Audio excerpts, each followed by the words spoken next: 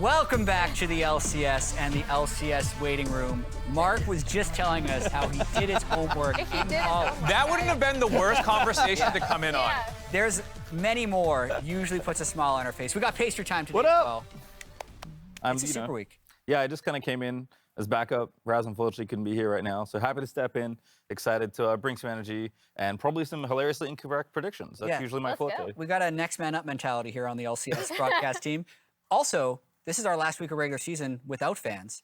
Playoffs. True. Playoffs is going to have fans. Let's go. It's sold out as well. So Thank you. I'm really excited to be having fans for the playoffs. Also, with this being sold out, the finals in Austin, Texas, tickets are still available on Ticketmaster. You can go to lolesports.com to find out more about that. But what are you guys really looking forward to having fans back? Like the last time we had fans was Spring Split 2020? Yep. It's been a while. Oh, yeah. Okay, so Yeah. the beginning of the Couple split, weeks you in did there. have fans. Yeah. I wasn't even on broadcast. What are you looking forward to the most, Emma? So I've never been on broadcast and we've had fans, actually. You're the Danny of the broadcast team. I don't want to be too negative here, but this is not the room where the fans are. We could go out to the fans, Mark. I know. I'm just saying, like, don't worry. There's no pressure. There's going to be no fans in this room. Well, You're fine. It does mean that I don't. Maybe I'll make fan signs for Sunday or the something fans? as like as a send off to players for having to deal with no crowds. But the thing that's most interesting to me actually is how many players in the league right now have never played in front of a live crowd ever. I wonder if it's going to change the way they play.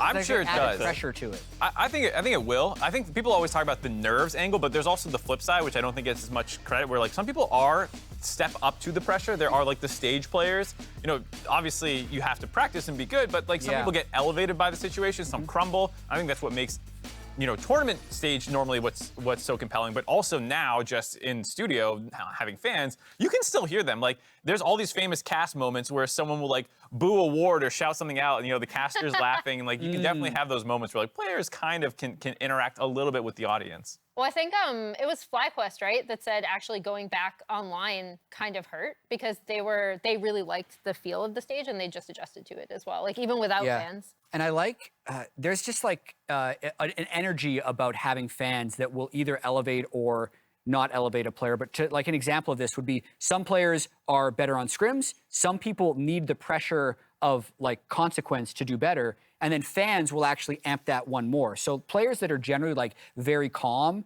I'd say like a lot of the veterans, I think are probably going to do better with fans because it's just going to make it feel more real and maybe heighten their energy. Yeah. But for players that are already playing at a 10, just because it's a stage game, if it pushes to 12, it's actually going to hurt their experience in pastry. Like as a caster, right? As a play-by-play caster. That's me. How different is it feeding off fans versus what we've been doing for the last 2 years? I'm really excited to have fans. Yeah. No, I'm actually really excited to have fans back. It is a huge difference. Like, I know Clayton talks about this a lot because he definitely a person that feeds off the energy of others. Having a crowd just makes a huge difference. Like, Toronto is one of my favorite cities in the world because of the quality of crowd at my first ever LCS roadshow. That was nuts. Yeah. So, the wildest, I've been to Paris, that crowd's really insane, but that was the loudest, most active, just crazy crowd I've ever experienced. He's calling you out, Houston. He wants it. We're coming there in a couple weeks. You guys better go crazy. I hope everything works out with that and that we get a really crazy crowd. Well, like there's like a vibe, like electricity, like your hair standing on edge. The crowd is just like shaking the floor constantly when people are going crazy. Yeah. Speaking of playoffs, we got like a playoff race. We're close. Yeah. We have 3 teams that are clinched for playoffs. We have 7 teams that aren't. So technically, no one is actually eliminated. We've ran the numbers on this. We got praise. Yeah. So here's some Twitter playoff predictions. Immortals, there is technically still a chance. I mean, there's technically still a chance for TSM, right? And it would be like if they win out, if certain teams lose out, and they'd have to play. We have that actually. It's like, not supposed to be right now, but since we're on TSM, I want to show the TSM version of how they met in. We made a graphic. They're definitely gonna make it. It's not that complicated. There's definitely a chance that they can make it. Well, in terms of like workflow, it's not complicated because they just need to win out. And the right team needs to lose. Complicated doesn't mean easy, and then they have though. to play 2 tiebreakers. Okay, look at this. Look at this. All right, let's go. Simple. They win all 3 of their games. Yes. Right? Dig loses all 3 of their games. But look at who they play. Right? Last Super Week, they won this game. What's the last column, But also, one of these other 2 things need to happen. where either EG loses all their games or Golden Guardians lose all their games. Both aren't possible because they play against each other. Yes. And then they will also need to win 2 tiebreaker games. So simple. TSM 5-0. Yes. Dignitas 0-3. EG or Golden Guardians 0-3. No. It could. If you flipped a coin 11 times. Yes. Right? It could come up heads 11 times. That is true. 0.04%. Not 0. This isn't, and it's even better odds than that because it could be either or these things happen. That's assuming that both sides are equal. Yeah, because Immortals definitely has a 50-50 chance to win that game versus Golden Guardians. You know, CLG has a 50-50 chance of beating EG for sure. It could happen. Gnar and I are very skeptical. There's a better than 50-50 chance Dignitas loses to TL. I bet this is dead before we even get to this game. It's very I bet one of these other teams wins a game, and this is dead before we even get there. I don't think that there is a high chance TSM makes playoffs. Yeah. I mean, after that math, yes, I agree. We all did playoff predictions as well. Oh, no. Yeah, so here's the standings, just as a refresher for everybody. This is where we currently stand. Top 3 currently clinched in playoffs. 100 Thieves is there because not all the 7 and 8 teams can win all 3 games, thanks to that Evil Geniuses Golden Guardians game that we pointed out on the schedule. But everyone is technically possible to make it up into that 6th place spot. Yeah, it's just about how easily does it fall apart for you.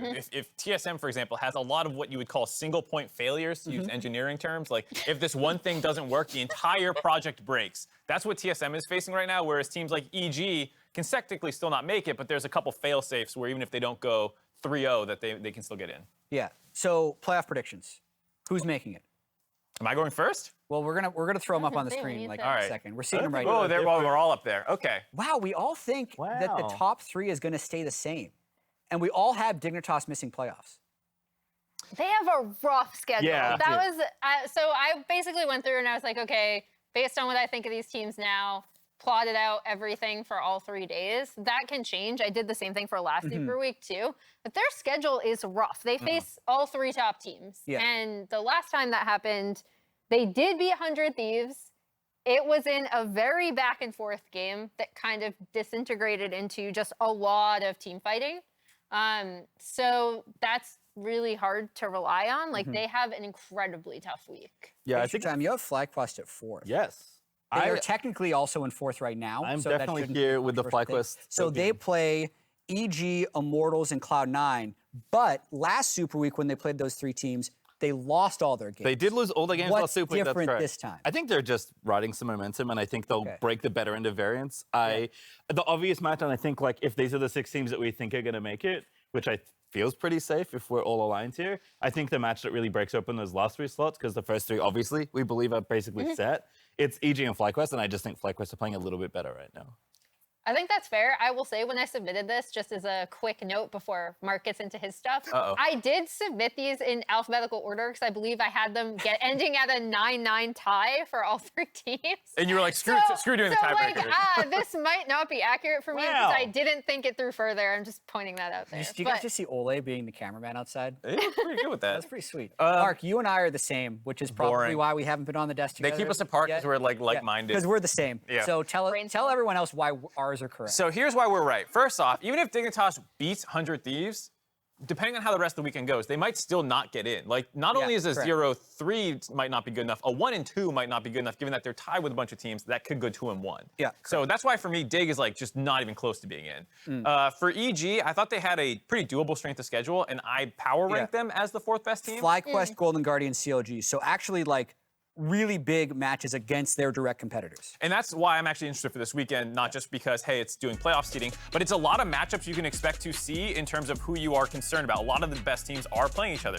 Golden Guardians is obviously playing them. FlyQuest as well. That's actually the 2nd game of the day today. I think that's a huge part of who will go further in the lower bracket because we all think top 3 teams are the top 3 teams. But how playoffs will shake out, this is getting a little taster for what's going to be happening in the postseason. Yeah, I remember last Super Week as well. EG's been a really weird team this split. Yeah. Because they were mega hyped from Lock-In Tournament where they were beating everyone until they got swept in the finals by TL. And I keep hearing, both from EG and from other teams, that they're like quite good, especially in scrims. So it's a little perplexing to people why they keep losing on stage. And I usually think, well, like sometimes you have these ongoing storylines of like, oh, scrim teams versus stage teams. Like the teams that are best in scrims over the long term are also kind of the best teams. So I'm expecting it to go well for them this week. I kind of hate this narrative, but I'm gonna say it anyway. I think EG are gonna be much better in the postseason. Okay. I think like when you have a sophomore bot laner and a rookie mid laner who clearly have a lot of potential, but have some things to work out. JoJo especially. This is like, a team of players that haven't really played together before with some pretty fresh players. I think a lot of this inconsistency in best of ones is just those players learning how to actually perform at this level. And I think once they've had a whole season of time and they have, a full series to prepare for, they will be a little bit more consistent. And everyone thinks they have the potential to be that good because we've seen it in lock-in. So now it's just a matter of capitalizing on that. I'll be curious to see them in best of fives, mainly because so many people have harped on like their draft, including True. Maybe a few of their own players. But like in best of fives, you can recover from a bad draft pretty easily. So that's another thing that you can consider. It's telling me right now Pastry will ask for. So I have something to share.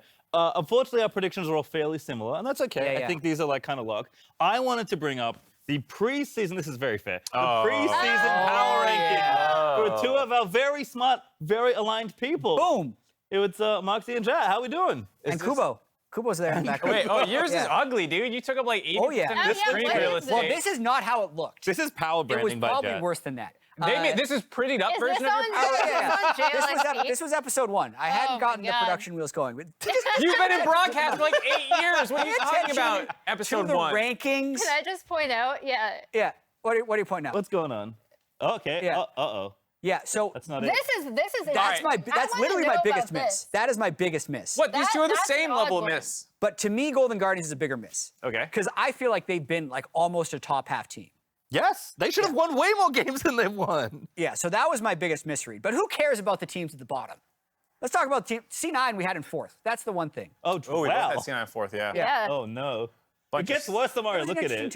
Bunch of stinkers. When we did these, for what it's worth, we had seen lock-in. Yeah, I was going to say. We hadn't seen the split. So we'd seen. That's probably why I dig most of TL. We'd seen EG.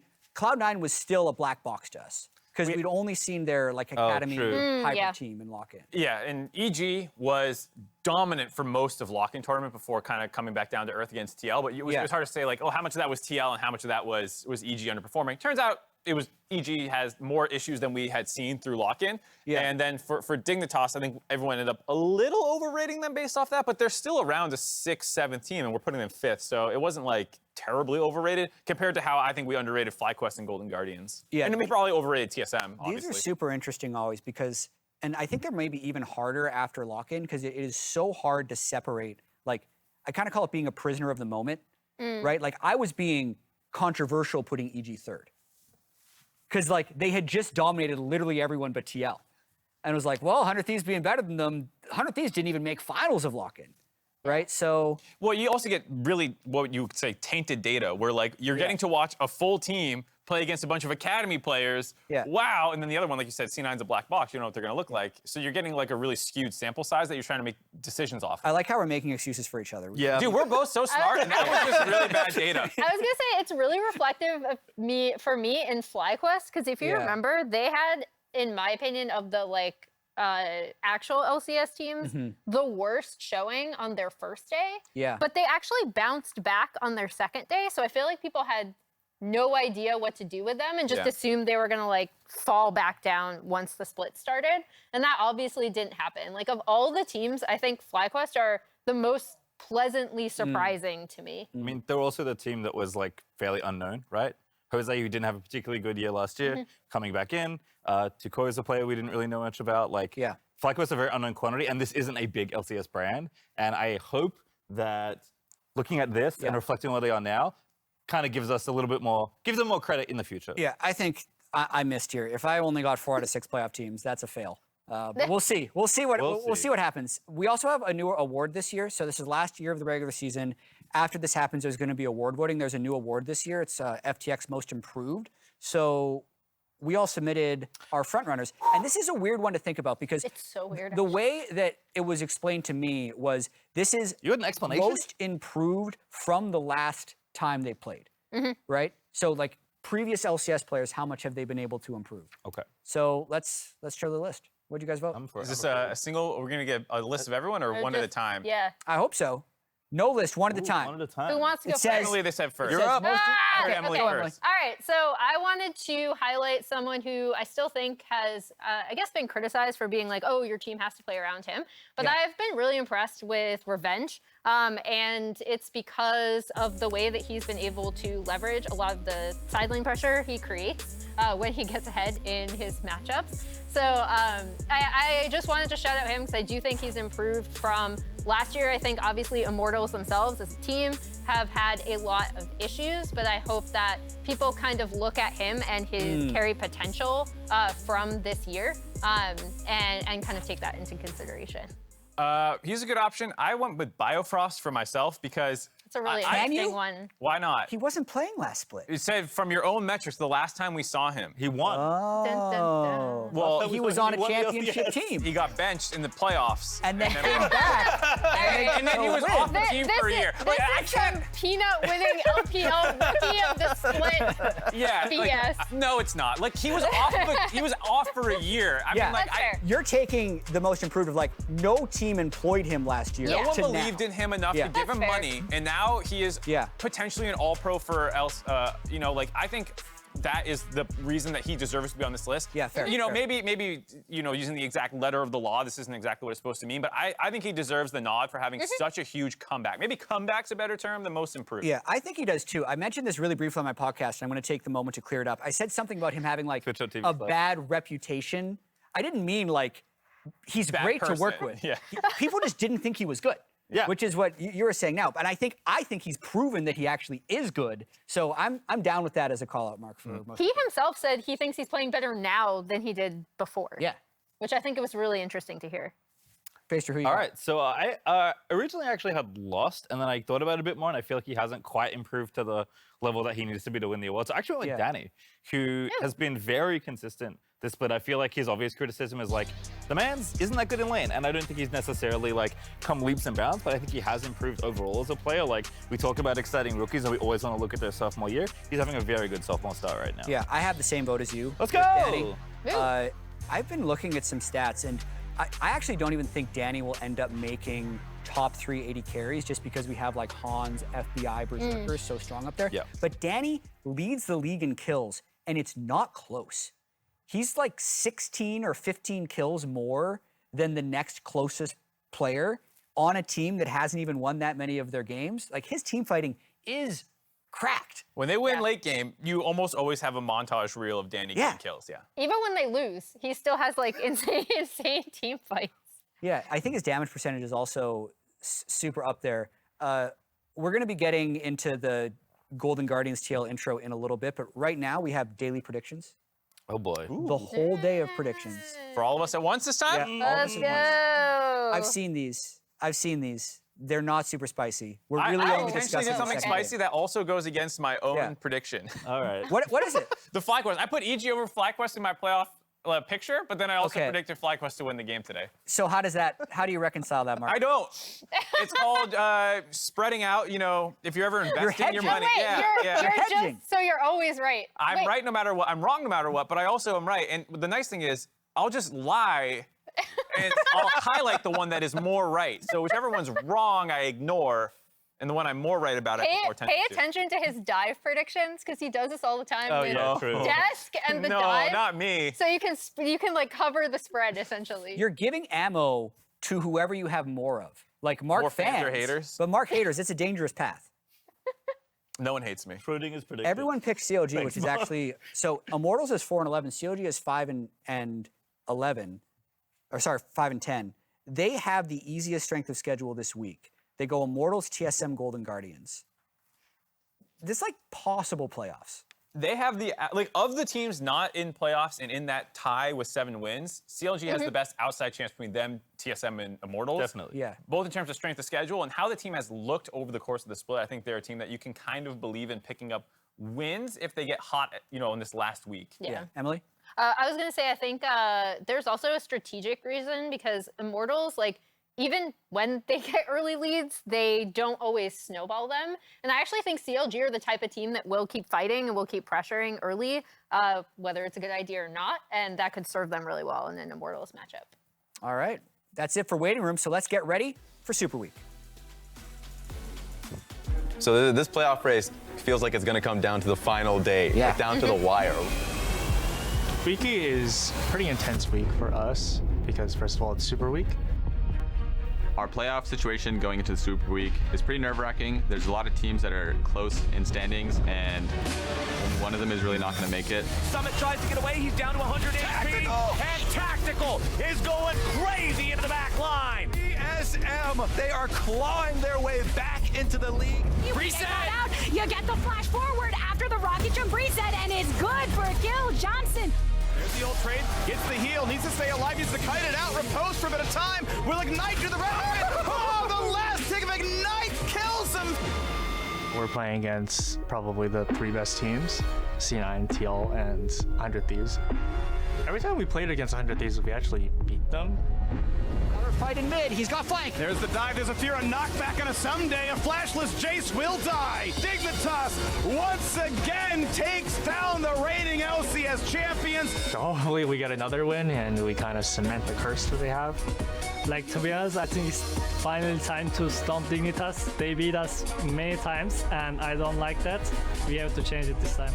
It's gonna be a steal somehow. He does, I think he got it. He did, he spell-booked Smite. Thieves complete the heist. Our last Super Week went pretty well.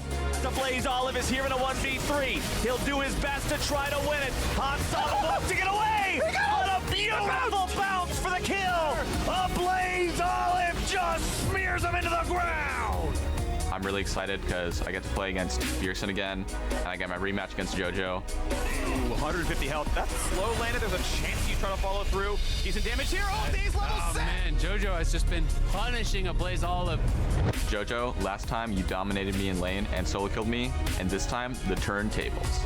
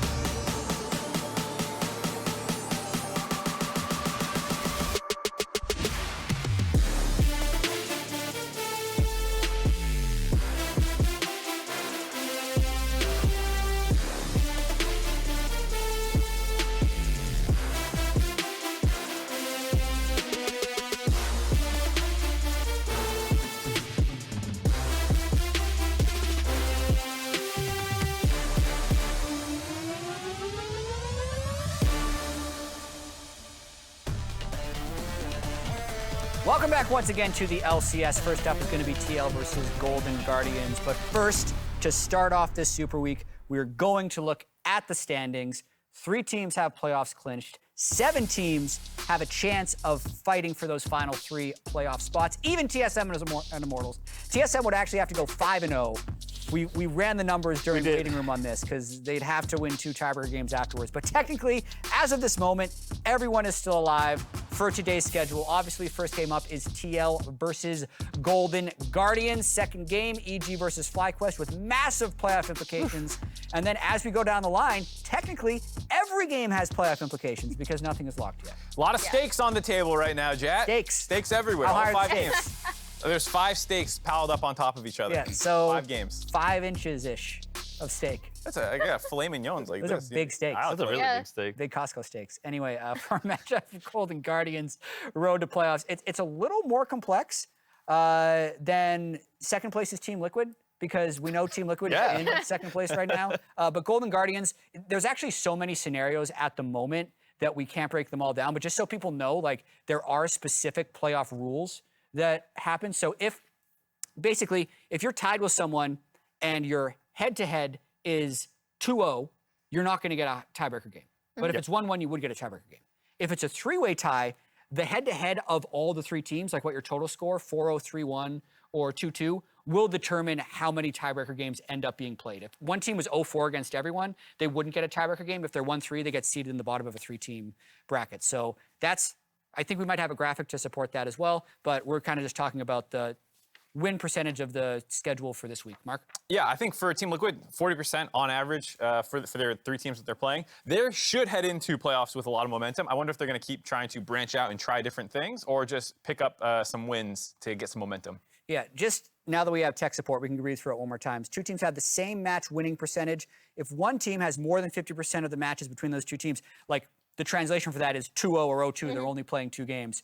And then side selection for a head-to-head tiebreaker matchup is awarded to the team with the higher strength of victory score. And the way that's calculated is kind of the way it's spoken, is how many wins did the people they beat have? So who's beaten better teams is going to determine what side selection would do in those situations. Gonna be a fun game, though. I want to remind everyone, the last time these 2 teams played, Golden Guardians did win. They did. So it is possible. And actually, I feel like, look, it's not likely given like how they've looked, but I think the way Golden Guardians play actually attacks Team Liquid quite well. Apart from the bottom lane, where like it's kind of a flip sometimes because Olleh just doesn't back down from any angle in a 2v2. I think like Golden Guardians want to play aggressive and try and get a lead early. Yes, they're not necessarily good at converting their leads, even when they get them, but Team Liquid are a team that when they're on the back foot, like you can just kind of run over them. Yeah, and one of the biggest stories last time these team plays was Ablazeolive getting those 3 kills. But when he had him on the desk last week, he shared some thoughts on his former mentor and opponent lane today, Bjergsen. So let's take a look. I actually think it's a really interesting one. Bjergsen, obviously incredibly talented. I couldn't sing his praises enough. But I actually think Takui has really surprised me this split. I think he's honestly playing the best. Not necessarily is the best like long term, but I think he's performing extremely well every single game, even in Champions Queue. Every time I'm playing against him, it seems like he always knows what he needs to do to win. And Bjergsen, I think obviously he's extremely talented, but I think he's still getting back into the groove. So I think this is going to be a really interesting matchup. The big thing for me that came out of that is right after he was like, when I went against Bjergsen, right? Because he played against Bjergsen so many times when he was on TSM Academy. And he was like, I just felt like I couldn't win. I couldn't do anything. And playing against him now, I don't know if it's because he's not back up to form or because I am better.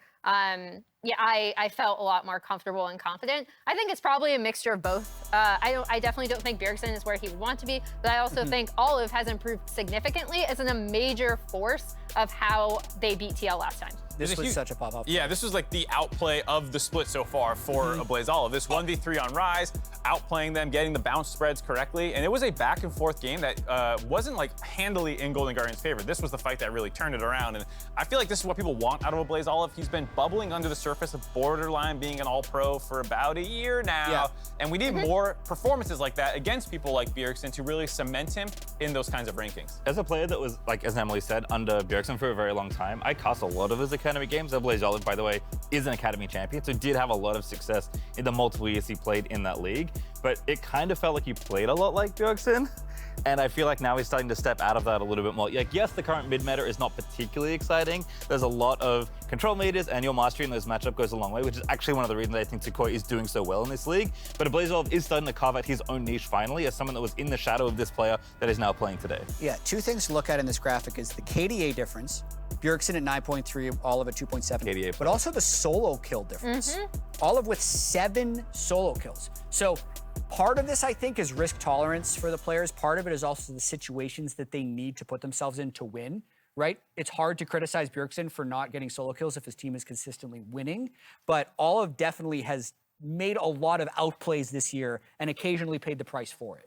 I feel like Golden Guardians needs more help to win games, and that's why he needs to take these risks. Some of it is just him dying in side lanes earlier on in the year that he essentially recovered from better. There was a period of time where I think he was leading the league almost in isolated deaths, and he has bounced back from that, and now he is becoming just the late game threat his team needs. Bjergsen last week, though, I did like the Ahri play where he took a little bit more agency for himself, and you saw that he still has it. He was running those 2 games over last week. That's actually why I'm so curious about this matchup this time around, because previously I thought the Rise pick was massive, right? Because I do think one thing that Olleh understands and that's so important for Golden Guardians is when he can go 2 side lanes after making sure that mid is stable. And we saw those roams finally from Bjergsen last week. So I'm really curious to see how they match each other's roams.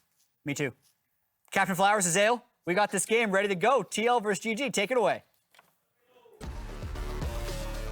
Thank you very much, Chad, and welcome everybody to our last week of regular season competition here in spring 2022. It's another super week. That means we get 3 days instead of 2 of competition, and I am just over the moon excited about it because here in just a week from now, we're also going to get to have all y'all back here with us in the stands. Butts will be in the seats. There are going to be butts being applied to seats daily, nightly, and ever so rightly, but before then, we have to wrap up the regular season. It's 3 games left to play for each one of our teams, and Golden Guardians and Team Liquid will kick things off. Bjergsen's Ahri that the desk was talking about, that's banned away. Lucian, Kench, and Ryze also off the table. So really important last couple of games for pretty much every team in the league. A lot still to play for here. Golden Guardians, one of those teams that is in this kind of multi-team tie at 5th right now. An upset win would do a lot for their playoff chances here if you could take down someone like TL.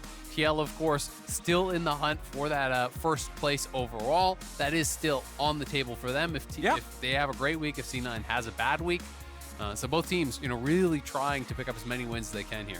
Having the last week of regular season be a super week like this leaves so many of these doors and so many of these possibilities open for where teams could end up, who could qualify, who could get a bye, yada yada. TSM and Immortals, theoretically, there are still some scenarios. Exactly. Jack broke it down. It's a long shot. It's some Doctor Strange type of thing where he has to read 90 multiverses and figure out a way that TSM gets themselves in there, but it is possible. It's possible. But let's go ahead. We already got some AD carry prioritization with the Hecarim and Nocturne being banned away. It's Zeri locked in for the Golden Guardians. The nerfs took her off the ban table, and now she is perma-pick status. Yep, getting locked in pretty much every single game. Nautilus is going to be grabbed up here for Core, bringing some engage for TL. If they do want to go with the Kai'Sa that they were hovering for so long there, that is a strong pairing, but obviously you wouldn't have to grab it in this round, knowing that the Golden Guardians already selected their marksman, so you can grab it 3rd if you do want to try to take away something that is a little bit higher priority. Yeah. I've been really liking that Golden Guardians have been willing to kind of commit to some split push in some of these games. Not just Ablazeolive playing through sides. He was doing that with Ryze and things like that, but we got to see Fiora last week. We've gotten to see some pretty interesting stuff, and it's going to be Ashe, actually, being brought out here from Hans Sama. We did see it from Arrow last week. Was not a great game from him, but I do think that Ashe is a strong pick, is going to help out your jungler, tracking Pridestalker, allowing Santorin to have that extra info on where he is on the map, utilizing that hawk shot. And the engage power of that Enchanted Crystal Arrow is very, very strong, especially since the buffs on the move speed, especially these longer range arrows. It's really noticeable how much quicker that is moving. So you've got to be on when you're watching out for these arrows. They can come out of fog really, really fast now. You got to be ready to go. And hey, with Nautilus right next to it too, that's tons of engage power just in the first 2 picks here for TL. Over on the other side, Golden Guardians will not be caught lacking in engage themselves. They will lock in the Leona next to the Zeri and pick up Volibear in the jungle. Yeah, they're going to grab the volley, and I was going to say, it feels like a pretty good Trundle angle here for Santorin. I do think it's a pretty good matchup against the Volibear. When Volley ults in, you can ult him, take away a lot more of that HP. Very strong against the Leona as well, who, traditionally going to be going Aftershock. We are seeing, obviously, a lot of Glacial these days, but some people still do go Aftershock at times when they want to go for 2v2 kills. Expecting that with the Trundle on the team, you will be going towards Glacial, but even just with that W up, you can steal those stats, become very tanky yourself, and you also don't need to be any sort of a hard engage as the Trundle when you already have the Nautilus and the Ashe Arrow, and the Trundle Pillar sets up really well for that Ashe Arrow, for even the Nautilus hooks. Gives you a lot of easy ways to engage, to slow down these champions, and really find that fight you want. I mean, it's one of the classic things you always think about when you're up against somebody that has one of those big, powerful straight line skill shots. Don't stand between your turret and the wall, right? Because it gives an easy spot. Well, just think of Pillar as a temporary frozen turret. You summon it somewhere, pin him against the wall, boom, arrow straight to the knee like it was Skyrim 10 years ago. Now, we got ourselves some solo lane focus in the second half of the bans. Jace is banned out, LeBlanc is banned out. Both teams picked both of their bottom lane roles as well as their jungler in the first half, so it will only be solo targeting here. TF will be Team Liquid's last ban. And I think that says that Bjergsen is actually going to be the one blinding. It's going to be Bwipo last picking here on red side. Okay. So you double ban mid. He has a pick in mind that he doesn't want to deal with very likely. Bjergsen, I'm assuming, is going to be the 4th pick. And then we'll have, Bwipo saving for last. to be able to get that matchup, and that's why we're seeing that Jace ban thrown over.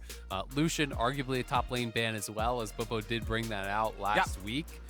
So a lot of focus towards things that TL did last week. You know, the Ahri, they were talking about on the desk, but I think Bjergsen had some of his best games of the split on the Ahri.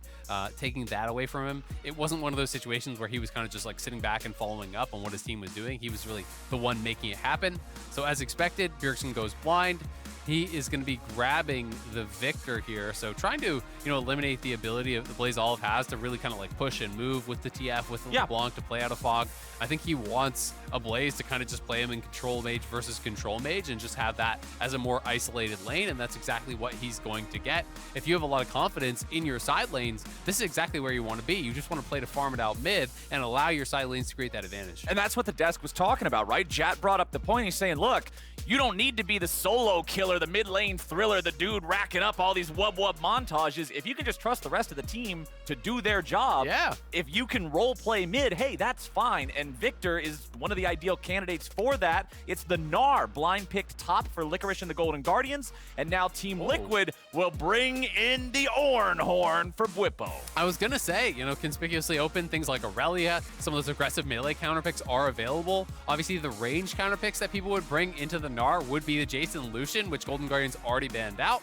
So it is just going to be like, this is a TL of old comp. This is a straight up go late 5v5. We're going to outplay you there. This is TL. When you think of them winning, their 4 straight titles, like that's how they played, right? And that has been much less the style that they've been bringing out this year, but they're staying flexible and coming into playoffs. They want to show they can do it all. I'm ready to see it. Golden Guardians and Team Liquid. It's Super Week, baby. Let's get it going on.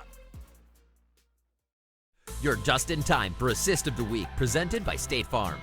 This assist goes to CoreJJ for an epic save on Bwipo, who is conducting a deadly dance with Jenkins and Palafox in the top lane. Oh, that's it! The last auto gets him, but Everfrost should be enough. Shen's coming! Shen's coming! Oh! The shield's too much! The Ignite! Will it kill him? No, the man is gonna live!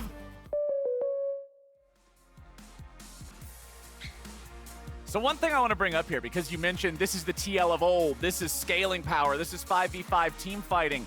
I kind of like the fact that this is the game that they choose to deploy that in, because they're up against Golden Guardians, which historically has been a trap game for TL, right? Like even back in the days when we're talking about the 4-peat Team Liquid just running the whole league, they would drop random games to Golden Guardians almost as if it was just like a game of Pokemon and it's a type counter. Yeah. I was so perplexed by some of these. So this is Team Liquid saying, no, we will not fall into the trap here today. The Golden Guardians is the electric type, Team Liquid's water type, I guess. Man, it was like the double counter. It was like Team Liquid was, man, I haven't played Pokemon in so long. I'm about to get flamed by Pokemon fans for not being able to think of this. But yeah, Team Liquid was water and flying, and their reverse is electric, so it doubles out times 4. There you go.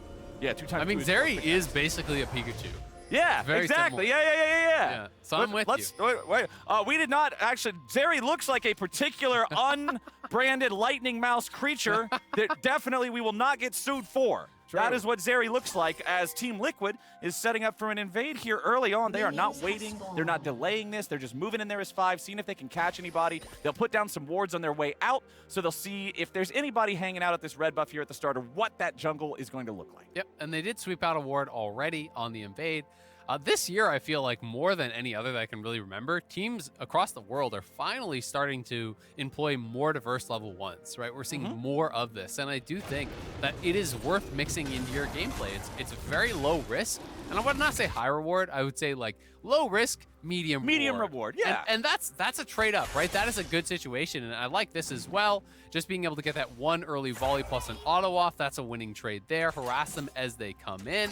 No overcommitment or anything like that, but a little bit of chunk down onto Lost, and we'll see how they're going to be able to do in this 2v2. But it's interesting, because when you brought up the kind of TL versus GG type thing, I thought you were going to go a different way, because what I immediately thought of is more, this year focused, where, to me, when I think about Golden Guardians in playoffs, my concern for them is that everyone knows that they are a strong early game team, so that teams would ban out the high variance early game champions and just pick to 5v5 you late. Because Golden Guardians has shown that no game is unthrowable for them. Like, they lose a lot of games where they have big leads. Yeah. They're an incredibly good early game team, but they drop a lot of those games due to their own mistakes. And I thought this was kind of the strategy that TL are looking for, where they're saying, we don't think you can play late, so we're going to ban out high variance champs. We're going to ban out side lane champs. We'll take away your TF. We'll take away your Blanc. You can't snowball. You got to play control mage versus control mage, set up for the dragon, and 5v5 us. And that has not been Golden Guardian's strength. So I think it's smart drafting from TL, and I think a lot of teams will do this to Golden Guardians, assuming they make playoffs. So this is an opportunity for Golden Guardians to say, no, you are wrong. You have the wrong read. We can play 5v5. We can go late against these squads. And if they can do that, if they can take a game against TL, I think a lot of teams will have to go back to the drawing board on how you want to approach them come playoff time. It's one of those things where the steel's got to go through the fire for Golden Guardians, and Team Liquid's turning up the heat, because this is not just some random team daring you to meet them in scaling. This is Team Liquid that we've already discussed. This is kind of their bread and butter. This is their old school foundation. So Golden Guardians having to answer that. Let's see if they can get anything going early on here. It doesn't really look like Team Liquid's given them much opportunity. Pridestalker is going to drop an E there in mid lane, but he won't get much more. It's Core and Santorin coming up from the other side. Ablazeolive nearly out of mana here. This could be bad news, but Ablazeolive with a flash out in time. Yep, he is going to flash out, well done from him, but it still sucks, right? Like, you still have to lose that flash, and unless you can actually punish Core on the bot side, which feels unlikely, because TL have had the push on bot side constantly. They have Ashe for the additional scouting with the Hawkshot, so they should be able to keep eyes on where Pridestalker is at. Bjergsen is going to be able to hold that wave. Doesn't really deny much of anything, but will be at least a minion or two that gets denied from Ablaze, and he'll be up 2 summoners to 0. Plus, his squad is still kind of hanging around. We'll see if they do actually fully complete the recalls, and they will. So Ablazeolive will be safe for now, but he doesn't know that. Bjergsen's going to get a better buy on the first reset, and potentially there's an opportunity to regain. Yeah, and it's not like Bjergsen's feeling the pressure to immediately need to recall and go shop. He's running out of resources or anything like that. I mean, his opponent went back, bought boots and a tier. Neither of those are going to apply a ton of extra lane pressure, and Bjergsen still got enough mana to shove out another wave. So now, after he gets that wave shoved out, you can see he's backing up to his turret. Now he's going to look for the recall, as Ablazeolive still has to clear out the last couple remnants of this wave. Yeah, and we'll see if he actually wants to hold on to his TP for later, or if he's just going to immediately TP back. It does go back with a lot more gold than Ablaze did actually have, so he gets a slightly better buy. Obviously, picks up his boots, but he also grabs the Doran's ring. He gets the mana crystal. So, had about the extra mana crystal is kind of the difference there, and the pink ward. Yeah, going to be able to clear out a little bit of vision, which is going to make things a little bit spooky. But Golden Guardians are obviously well aware of the potential for another move towards mid, and that's why we have this ward here. That's why there was that side lane ward from Ablazeolive that he placed as well. They're trying to cover the move from CoreJJ, who already forced that flash. Yeah, and with this relatively slow-paced early game, we're having a very even state of things here pretty much everywhere. I mean, top side, yeah, about a 1 waves difference in farm between the Gnar and the Ornn. Things are pretty par for the course across the entire comparison of our two teams. The gold's dead even. Santorin's hanging around mid once again. Bjergsen goes in for the flash, puts the gravity well behind Ablazeolive, and now they're going to cut him off with the pillar. It's first blood over to Bjergsen. And Bjergsen was 1 assist away from 3,000. He should have given it to Santorin. What are you doing, Bjerg? Think of the stats. Think of the stats. Okay, well, we'll sound the alarm once he gets that first assist. What if he only gets kills this game? If Bjergsen only gets kills this game, however many of those habanero peppers we got left, I'll double fist them. I'll eat 2 of them at once. If Bjergsen finishes this game with 0 assists, habanero there you go. Double dare for me. You can clip it, I don't care, it's fine. We already know. Anyway, Santorin picks up the Drake with CoreJJ's help. That is Team Liquid getting the first neutral objective of the game at 6.5 minutes. Pretty quick. Yep, very well done. And I like the repeat gank. It's a simple thing, but it's something you always want to punish, those missing sums. CoreJJ trades flash early. They go for a repeat gank. This time, Bjergsen expends his flash. Him and Santorin go all in. They get the kill onto Ablazeolive. First blood onto the Viktor is huge. Like you see, it's going to be their biggest source of damage in the late game. Ashe can be pretty high damage, but it's not like a Jinx. You are more of that supportive style. Viktor is the highest DPS champ on this team by far. So getting Bjergsen into that good spot is going to bode really well for their scaling. And I like this in like the theater of the conversation that they were having beforehand, comparing Bjergsen to Ablazeolive. talking about the solo kills and the differences and how Bjergsen's able to sit back and play the role he needs to play if everybody else on the team is shining. This also shows, hey, if the team's willing to invest in Bjergsen, they can come play a mid lane centric game if they need to. Absolutely. And I think, you know, the buy here from Bjergsen kind of shows the type of game they want to play. It's Merc Treads, right? There's a lot of CC between the Volley, between the Leona. He doesn't need to spike now and play for power. They're going to try to play a slow game. And this is, you know, even if it is a one-sided game, like, going to be a longer game you can expect. Bjergsen just wants to stay safe from the ganks. He knows he spent his flash on that, so there is the possibility of Olleh or Pridestalker getting over there, flash stunning him, taking him down, so he goes mercs. He's going to stay safe and just keep farming minions. You know, it's not a rush towards Lost Chapter or effective combat power. He just wants to stay safe and fight minions. And the other thing worth talking about here, and the reason that I brought up the neutral objective take was pretty early, is I'm going to be seeing if Golden Guardians can sneak away this next Drake, if they can make some sort of a challenge for it, because that is one thing that Team Liquid will eventually be able to do if they keep this Drake control, is force Golden Guardians into a fight sooner than they might want to. Absolutely. And, you know, you have to give some credit to Bwipo here on the top side as well. There's only down the 4 CS. You know, he's on his Warden's Mail now, so that's kind of the bane of all the physical damage range operators here, as Warden's Mail makes it so hard to actually poke them out. A lot of people moving up here. TL have all 5 here at this Herald. Golden Guardians are moving up, but they're a little bit more slow. Is Hans going to commit the arrow? Well, we've already got the Leona engaged, and now the Golden Guardians strike! Gold against Team Liquid, 2-0 off Olleh's engage. Yeah, that was a big fight there. Pridestalker going in, Ablazeolive going in, all the ultis being stacked and bursting him down. I think TL just had the timing, they thought, to be able to go over there and get that Herald really uncontested because they were moving all 5 up. But it's a great engage. Catches Bjergsen, take him down, get the Herald for yourselves. And this is kind of when Volley really wants to fight. You know, Volley is very happy to scrap early on here, moving in from the side, you know, with Ablazeolive. Olleh coming in, sketches both of them with that ulti. The shockwave, the ulti damage from Pridestalker, everything stacked on top. Core and Bjergsen just get deleted there. That was a big time engage from Olleh. That gets them a lot. That was awesome. It got them the 2 kills. It got them the Rift Herald that now they'll be able to use to snowball even further. You look at the timer, you look at how much time's left on that. They're guaranteed to get plates from it as long as they, you know, don't drop it in Timbuktu or something.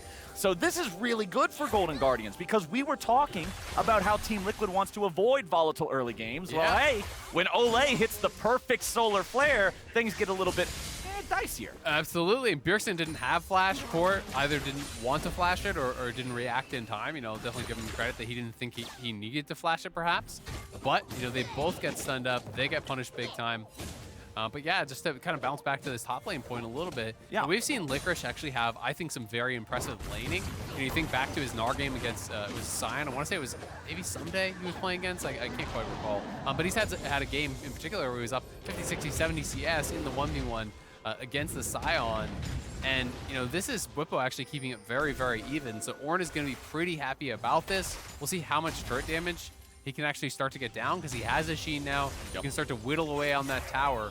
Because if you're not creating a farm advantage, you want to create a pressure advantage, whittle away on those plates, and set up potentially for Pridestalker to actually drop that Herald top and maybe get yourself first tower. Yeah, Bwipo on the Ornn will be a problem as the game continues. Obviously, we're pretty far away from the olden days of the Ornn, who had the ridiculously effective Abyssal Mask plus Sunfire combo. Like 3,000 gold. Yeah, like just the absolute how did this stay in the game for so long level of efficiency. But down here in bottom, it is already over for Lost as CoreJJ grabs the kill and Hansama flashes away from the follow-up. It's support traded for AD carry 1-for-1. Bwipo with the knock up underneath the turret for the solo kill. Oh, Bwipo gets one back on the top side there. As TL engaged, they get the first kill, but it was a nice trade from Golden Guardians. It cost them 4 members to do it though, and at the same time, Licorice trying to go big up on the top side. That final knock up there from Bwipo. Plus it looked like the Spellbook Ignite was enough to actually prevent. Olleh flashes for it! Olleh with the flash Zenith Blade to stop Bjergsen's teleport, and now the Team Liquid mid laner is nearly dead against Ablazeolive's damage. Olleh's likely gonna die for his sins, and Ablazeolive will do the same. Oh, no. Was it actually worth it? It was not. Doesn't appear so. Santorin, Officer Santorin takes a bite out of crime, and Policeman Trundle Oh my goodness, it is absolute disaster for GG. 3,000 career assists though for Bjergsen there. Dashing in. No more habanero peppers. Bjergsen got 2 assists. Oh man, this guy has been around the league doing it at the best for so long. 3,001 career assists in the LCS now. Multiple MVPs, so many titles, has been a force in the LCS for so long, and it's incredible to see him hit that milestone, but definitely the engage not working out at all for Olleh. He thought he had the ability to punish there on Bjergsen. He trades his flash to cancel the TP. If they get the kill and get out, like that's really good for Golden Guardians, sick. But doesn't work out. That fails. They get the solo kill on the top side. Everything starting to go TL's way. Oh, Pridestalker and Ablazeolive, though. They're trying to make up for this. He's gonna live. Bjergsen gets away. The damage over time from Corrupting Potion isn't enough. Bjergsen's flash was back up. He got out in time. Tragedy for Golden Guardians. 100 more damage would have done it. At the very least, though, they do crash the plates, and they're going to deny a lot of farm from Bjergsen because he has no TP because of the earlier TP that we saw get canceled there by Olleh. So all of these waves are going down to the tower. He is still up in farm because of some of the earlier plays, but that looks like basically 2 full waves that was going to be denied there from Bjergsen. The plates crash. The tower is almost down here. The goal staying very, very even. So Golden Guardians, again, impressing in the early stages, as we're going to see the arrow just go a little bit wide there. Yep. But I like the attempt that they made with that arrow, because if that does hit, if Ablazeolive sticks around for an extra auto attack onto the turret or whatever, Bjergsen's getting back at just the right time where, I mean, all you do is throw your ult on him, throw your E on him, everything hits and he dies. Exactly. You know, it is worth a shot. And Hans was on a base timer anyway, so he shot at the arrow, base. So a lot of the cooldown is actually going to be gone. I mean, you track the cooldown here, it's going to be halfway up by the time he gets back to his tower, right? So it's not actually that long of a cooldown anyway, and it's not going to be a big deal. You know, just 40 seconds here remaining, so you play a little bit safe during this window, and then you can start to look for plays here once again. Exactly, and there's no neutral objectives to fight over either, right? I mean, you've got 3 minutes until the next Drake. There's still a while until the Herald comes back alive again. Team Liquid does have that 2-0 Drake lead over the Golden Guardians with a Mountain Soul being on the menu. When Mountain Soul is the possibility and you have Ornn and you have Trundle and you have Nautilus, Golden Guardians knows they do not, under any circumstances, want to give this over. So that just means that I'm expecting a Drake fight here in about 3 minutes. Yeah, Azael. I think we pretty much have to see one. You know, it's both comps are built fairly similarly. You know, it is a lot about 5v5. No one wants to play fully through side lane. Licorice can split a bit, but generally Gnar is not going to end the game through sides. You know, especially if Bwipo were to build to kind of prevent that. So it's going to have to be a fight over this next dragon. You can't allow TL to be on soul point at like 17, 18 minutes. It's just going to put too much pressure, I think, on you for the rest of the game. So we'll see what the setup is going to be. Of course, there's a lot of time to kind of get some vision around there. But for now, TL is dominating vision on the bottom side. It has been Golden Guardians playing more towards that top side. You know, that's where their wards are. They're going to grab themselves another Herald. And I wouldn't be shocked to see them just drop this immediately top, grab another tower to try to extend their gold lead, because they take that mid lane tower. You can drop this here, get a second Don't even tower. have to. And yeah, maybe even better, don't even have to. If you want to move it in for the tier 2, you could try. But I think that's a little bit risky, knowing that some of the TL members are in base. So I'd prefer Pridestalker just hold on to it at this point and drop it right before the dragon's about to spawn, just to kind of create another point of conflict to try to draw TL members to answer that. And at the very least, they answer, you get positioning on the dragon, maybe you get that. And if they don't answer it, you potentially get a tower. Right, trying to get something out of a situation that feels like it might be stacked against you. Do you want to applaud Team Liquid for having the awareness to grab the first turret by what was, I think, 2 or 3 seconds by overloading bottom there, sending Santorin down, forcing their opponents back, because the mid lane turret fell right after. Towers. Yeah, he just smacks the snot out of him. And now Santorin is in the enemy jungle, and he'll be trying to clear out some of those wards. But of course, Olleh is ready to defend the vision lines as any good support would. 1 minute left till our third Drake of the game spawns. Azael, this gold difference, I don't know if I've seen a 4-digit gold difference this entire game. It has just been back and forth, very close. 60 gold is the advantage. It's nothing at this point. Hans trying to sneak around. You can see when he's going out of fog, he's potentially looking for an Ashe arrow. But I like that TL showed up so early to this dragon to defend their vision line, because they already had a good amount of vision in the river, and they knew for a fact, because they had multiple pinks there, that Golden Guardians had no eyes on that river. So they're showing up early to try to fight for this darkness that the observers are showing us. There's no eyes in this area. They have all of the advantage as far as the vision does go, but Licorice pushes out top. He's gonna move down, try to start channeling up that Gnar bar, get that ready to fight, because that is gonna be critical for this potential engage, but here goes now. All right, Olleh's decided to engage, but the counterattack is coming out on Ablazeolive is under pressure. Olleh, Ablaze, they're both already dead, and Team Liquid's got nobody in trouble. Santorin keeps the chase alive, looking for Pridestalker as Licorice and Lost try to farm up underneath the tier 1 turret and remove the wave. TL gets the fight. TL's gonna take the red. Golden Guardians coming back into their own jungle. Is this a mistake? It just might be. Gravity Well's gonna force out a flash. Licorice tries to get away from the Chaos Storm. He'll survive with 200 health. But Team Liquid have decidedly won the fight. Yeah, that is just really smart stuff. And it's all about the Gnar bar. You know, I talked about Licorice coming down, and he wanted to charge up his Gnar bar on that wave. He came one wave early for the Dragon, specifically so he could actually charge up the Gnar bar, have it at that 90, 95 mark, right where you're easily able to proc it as soon as you need.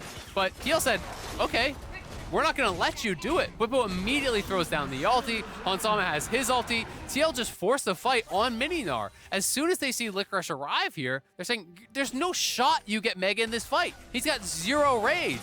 So the call is go, go, look for the fight immediately. Go Spellbook pop there. Really nice timing. Hansama hits the arrow as the R1, as the horn is coming through, and then it can be layered with that knock in on the second hit.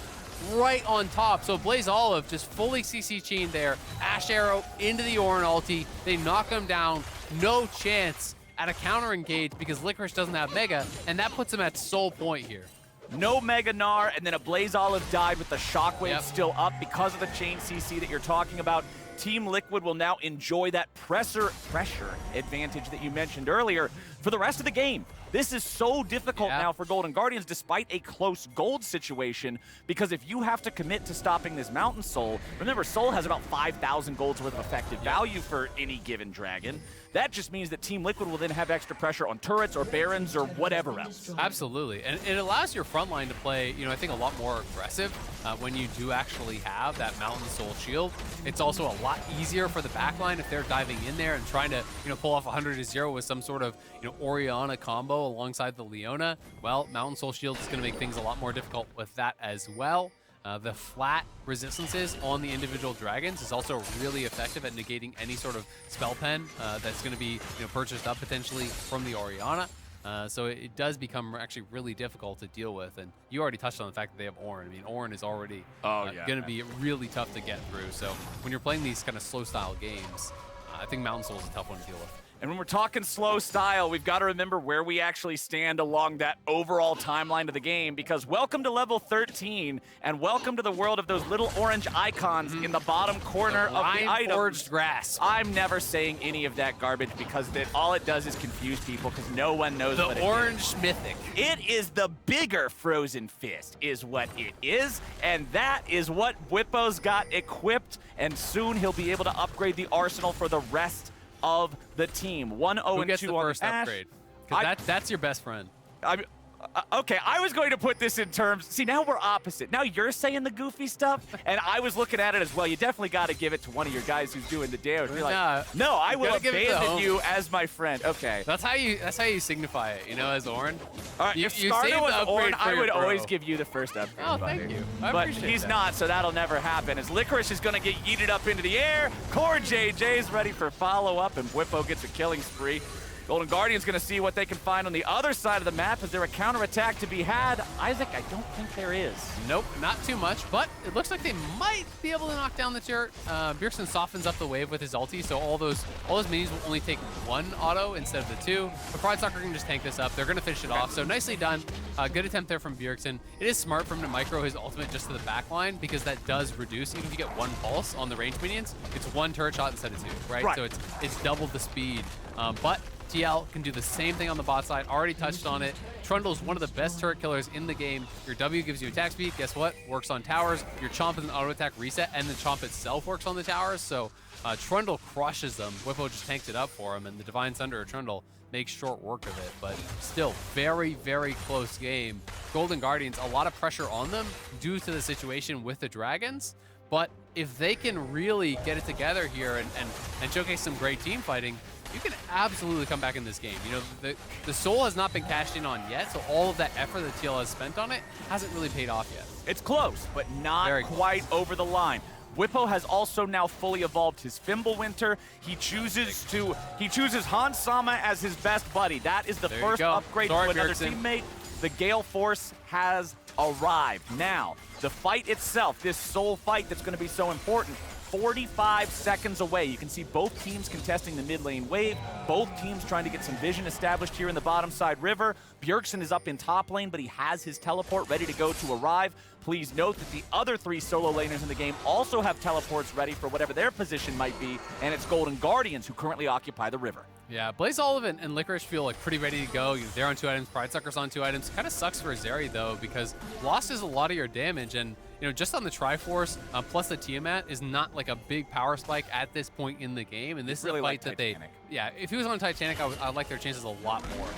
You know, Hans is on 2 items plus the BF, but they do have the inside track. Licorice trying to charge up, and TL's just gonna go. Bwipo's ready to start it off, and Olleh is about to die here at the very beginning. Ablazeolive trying to disengage here with the exhaust on him, finds a shockwave on 2, but Lost is already gone. CoreJJ with a flash dredge line, but Ablazeolive with a flash of his own to get away. Santorin keeps trying to cut off the fleeing members of the Golden Guardians. He walks right past Licorice, looks for the pillar onto Ablazeolive. The rest of the team finds Licorice. The Mega Gnar is way too late to do anything that matters. And Hans Sama's flash forward into the volley double kill means Team Liquid takes the fight, takes the soul, and takes firm hold over this game. And making it look easy in these team fights. The gold is close, but it's 11-3, and now up to 2.5k gold lead. Plus you add in the thousands of gold of value from the soul. You add in the value from the Ornn upgrades that are coming through. And again, you know, you're showing up, you don't have the Gnar bar charged here, so TL, they just force the fight. It's Licorice on 0 rage here, and actually follow Pridestalker on the side. You know, it's this area on the side here. Pridestalker jumps back towards Lost and actually jumps over where the arrow is going to come. So the arrow tags onto Lost right here, doesn't actually have the angle to block for him. Pridestalker, that's one you gotta take the L on that. You gotta die for your AD or he can't be there in the first place. But Lost didn't flash it, maybe he didn't see it, or maybe he thought the Volibear was gonna block that. But as soon as that happens, the fight is just over. There's no shot when your AD goes down that early. And yes, it's a great Mega Gnar ulti here from Licorice, but too little too late. He doesn't have any threat at the beginning of the fight until he gets Mega, and TL are just capitalizing on this so well. So, I mean, Licorice has to do a better job of showing up to the fights with his Gnar bar at a point that you can actually threaten a turn.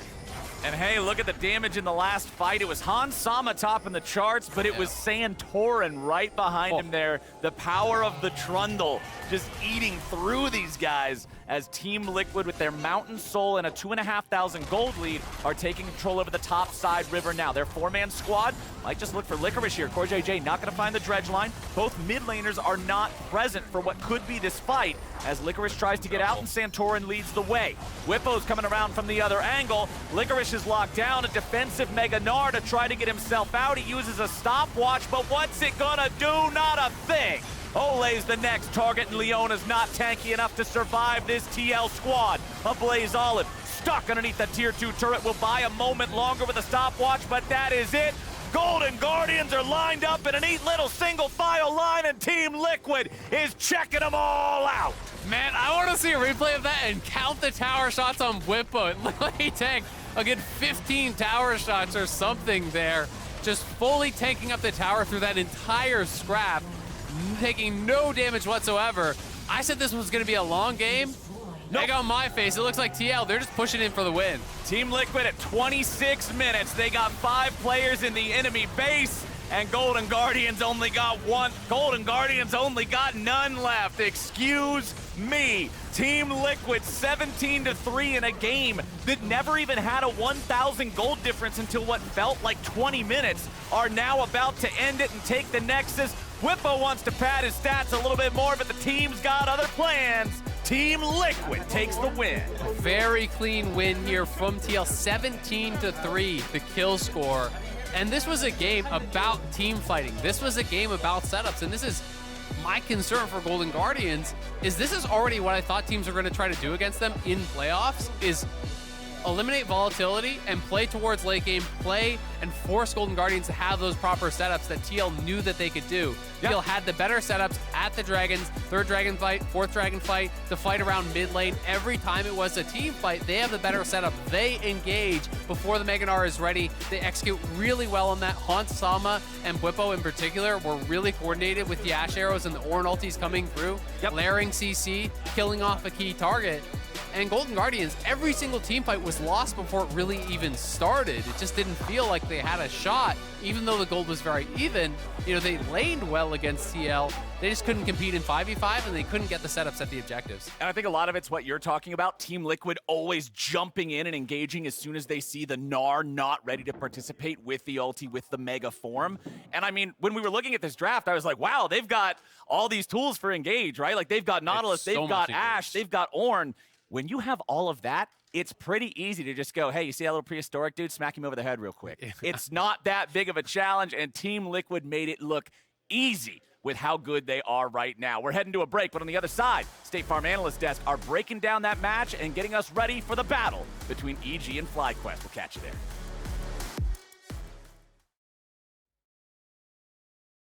強く輝いて消えた